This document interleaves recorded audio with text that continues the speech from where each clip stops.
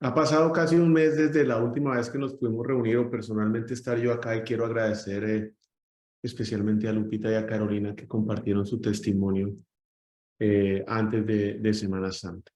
Y darle gracias a Dios que nuevamente estamos aquí reunidos y que nos permite crecer a través de su palabra.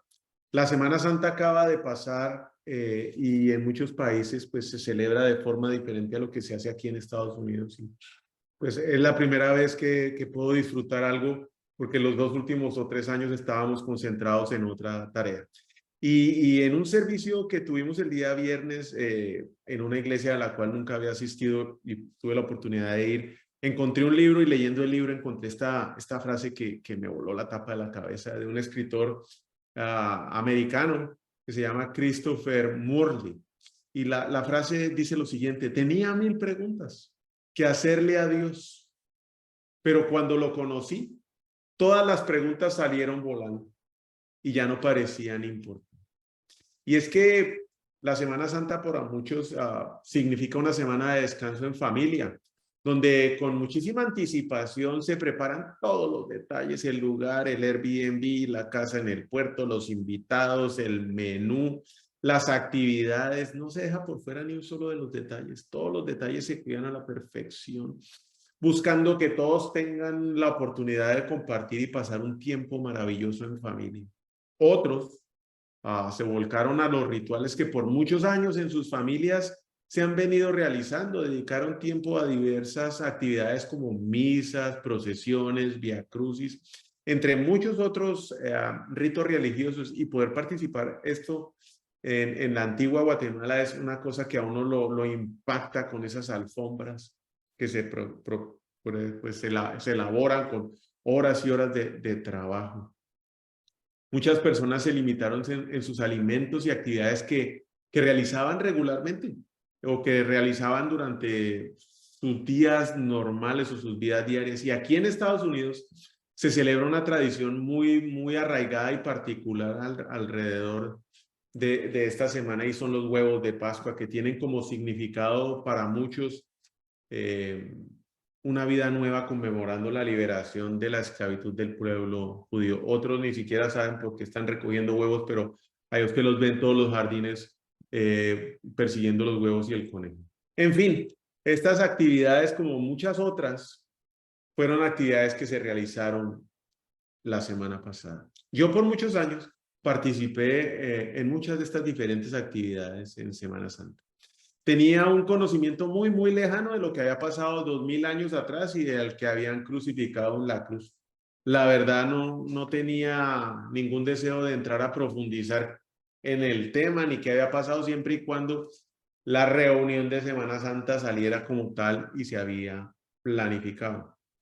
En más de una ocasión, eso sí tengo que admitir, y teniendo una necesidad especial de ese momento, deseé tener todos los beneficios y todas las bendiciones que Dios me podía dar.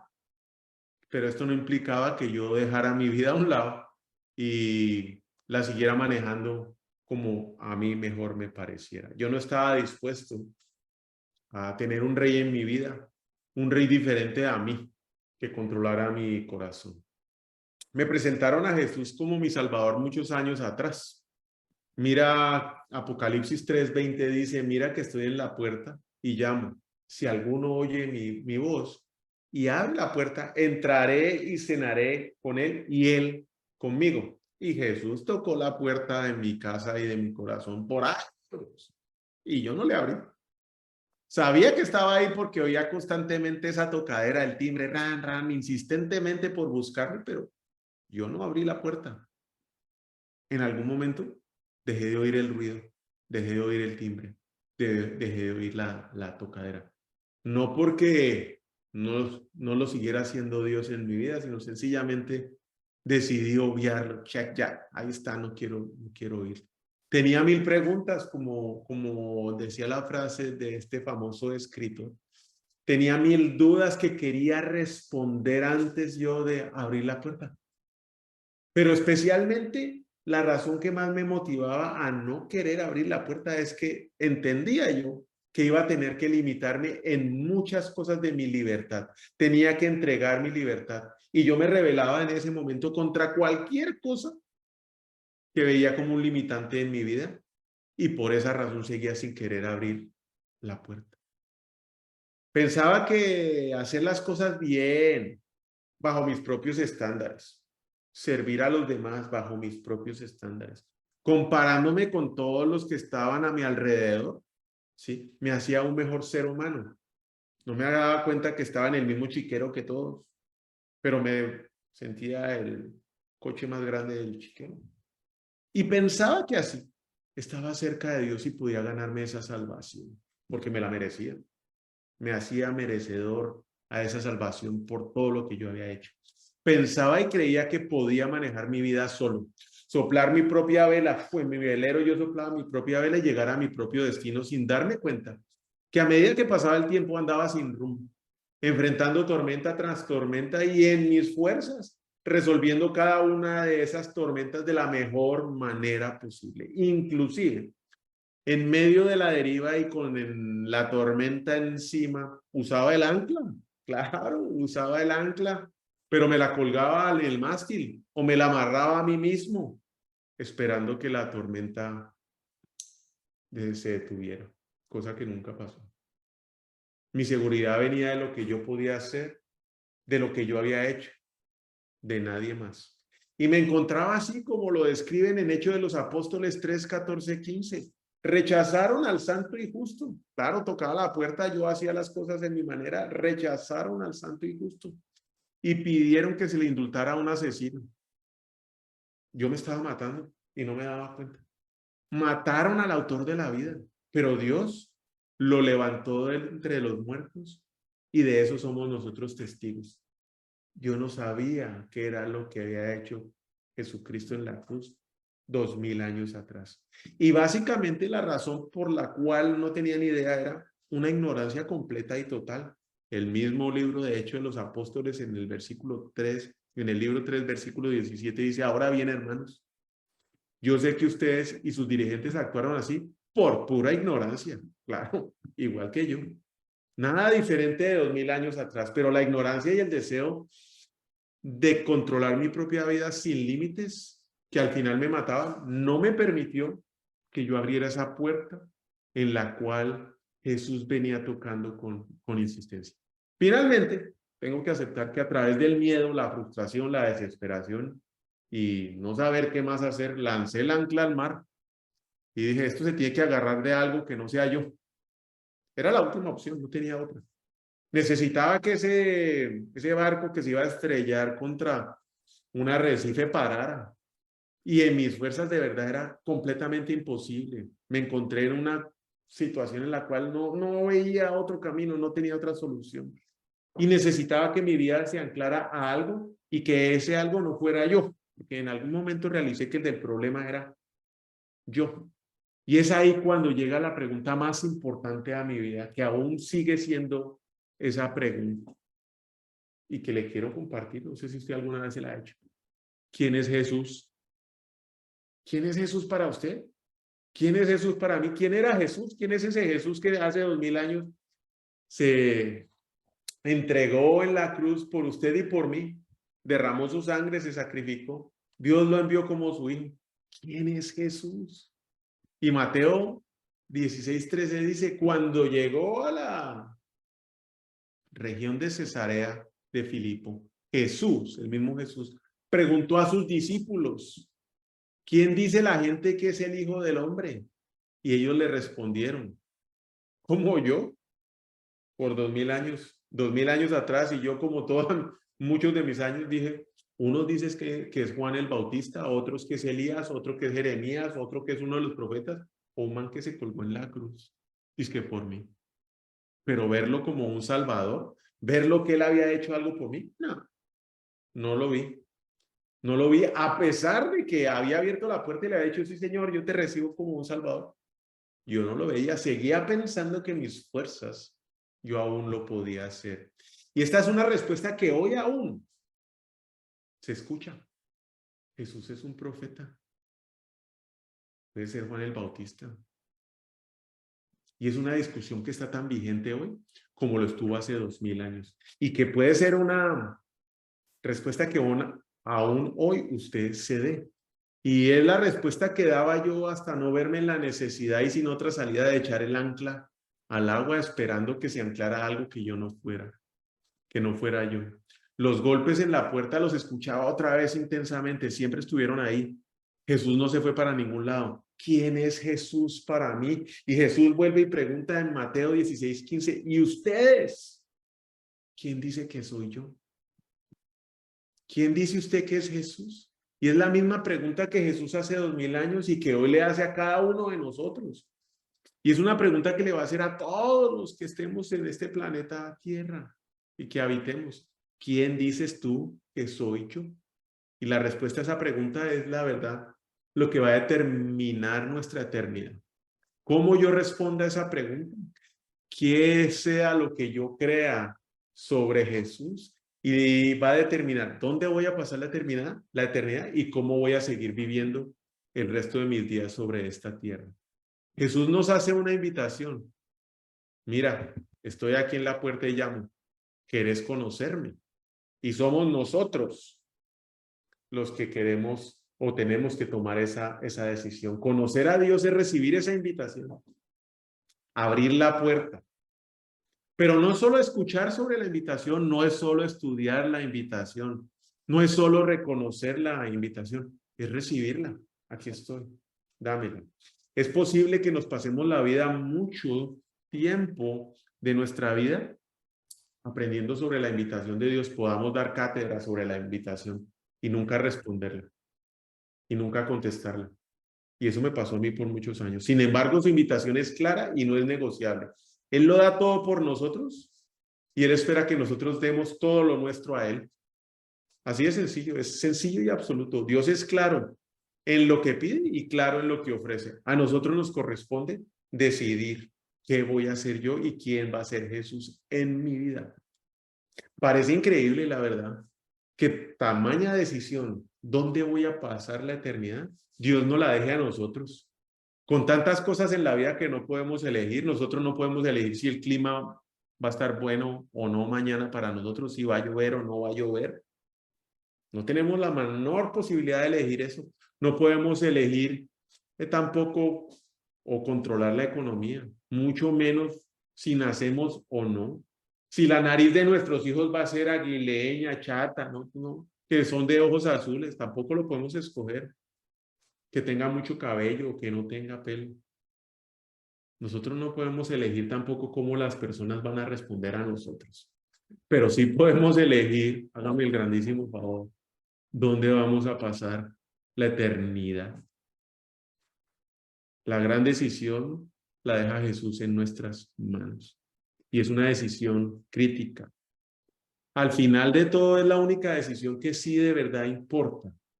Que acepte un traslado de empresa o que un traslado geográfico, que me vaya a un país a otro, claro, es importante, pero no es crítico. Que compre un carro nuevo, que cambie de casa, no es crucial. Que la universidad donde yo estudio, la profesión que yo escoja o la que escojan mis hijos, claro, es importante, pero nada comparado en donde usted y yo vamos a pasar la eternidad. Esa es una decisión que al final es la que va a recordar por el resto de la eternidad. Y la verdad es que para poder tener eso y tomar esa decisión, todo empieza con usted, respondiéndose quién es Jesús para usted. Y vamos a ver varias cosas que a mí me volaron la tapa de la cabeza cuando estaba estudiando sobre este tema.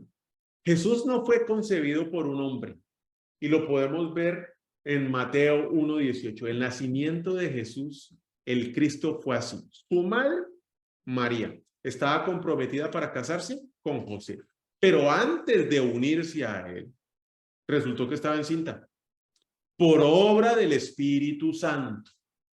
O sea que es de mamá humana y de Dios Padre. Mateo 1:20.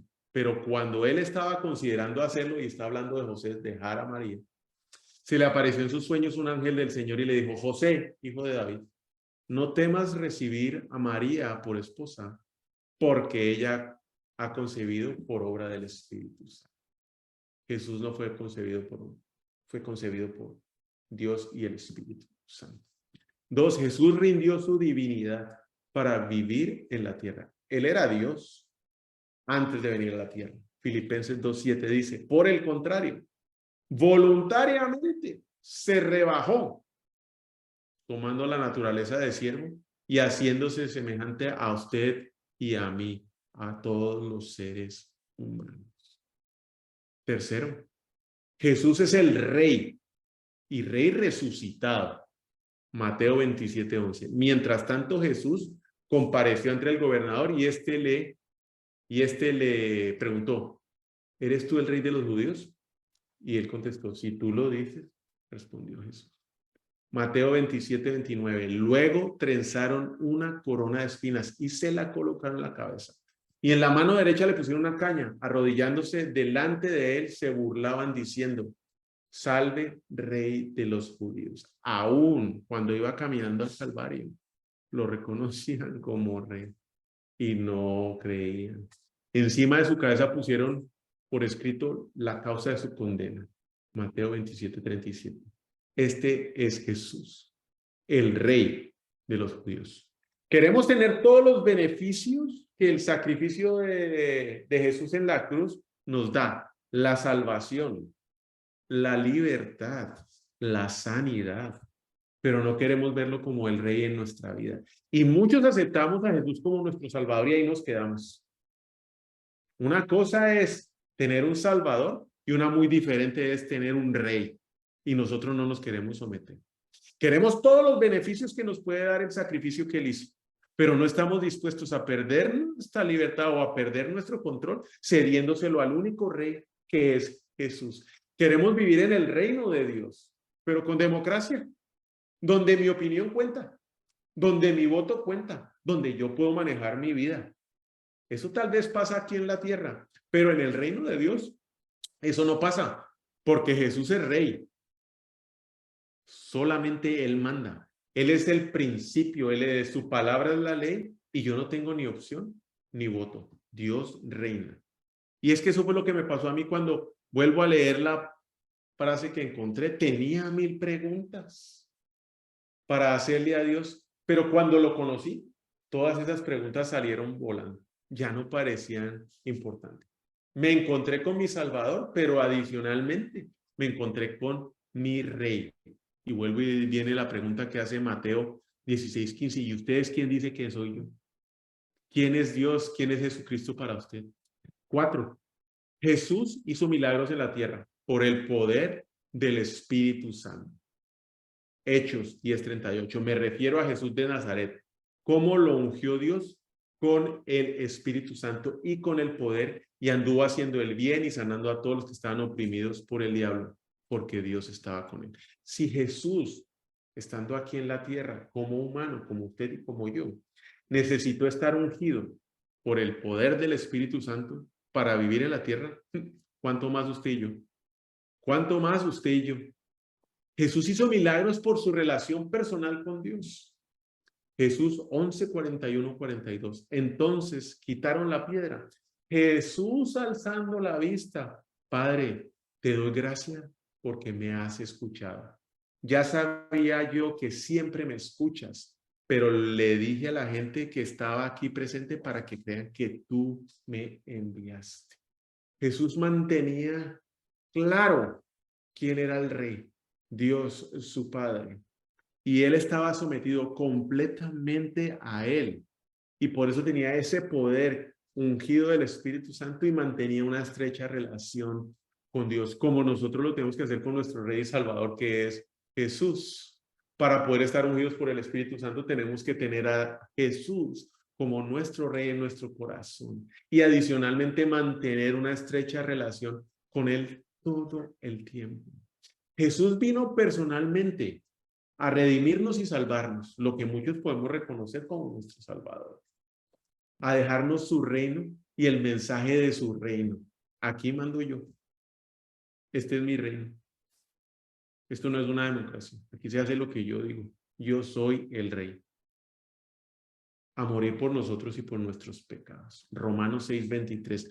Porque la paga del pecado es muerte, mientras la dádiva de Dios es vida eterna en Cristo Jesús, nuestro Señor. Sin importar lo difícil que podamos llegar a estar cruzando hoy una circunstancia de esas que vemos imposibles de salir, o en la que usted se pueda encontrar hoy, Jesús ya la conoce, porque Él la vivió. Él como humano sufrió, murió y fuese crucificado, pagando por sus pecados, por mis pecados y por los de todo el mundo. Él sabe y conoce lo que querer nosotros manejarnos nuestra vida conlleva, porque Él pagó por ese precio que usted y yo no. Cuando lo aceptamos como nuestro rey no lo vamos a hacer. Jesús entiende nuestras luchas. Juan 1:1, Él es en el principio ya existía el verbo y el verbo estaba con Dios y el verbo era Dios. Juan 1:14. Y este verbo, que era Dios, se hizo hombre y habitó entre nosotros. Dios vino en la figura de su Hijo y hemos contemplado su gloria, la gloria que corresponde al Hijo unigénito del Padre, lleno de gracia y verdad. Es Dios. Jesús es Dios. Jesús es Rey. Es que de eso no hay duda. Hebreos, otra vez en 2:14 dice, por tanto, ya que ellos son de carne y hueso, Él también vino y compartió la naturaleza para anular mediante la muerte al que tiene el dominio de la muerte, es decir, al diablo. Él vino y en la cruz lo venció para usted y para mí. Y para liberar a todos de lo que por el temor a la muerte estaban sometidos en la esclavitud durante la vida. Dios es divino y Dios es humano. Y lo vemos en este versículo en Isaías 6:9-6 que dice, porque nos ha nacido un niño y se nos ha concedido un hijo. Cuando ha nacido un niño, esa es la humanidad. Él se vino y se hizo humano, ¿sí? De padre, Dios, divinidad, de madre humana, pero fue concebido como cualquiera de nosotros, usted y yo. Y la divinidad está en que se nos fue concedido como hijo, el Hijo de Dios.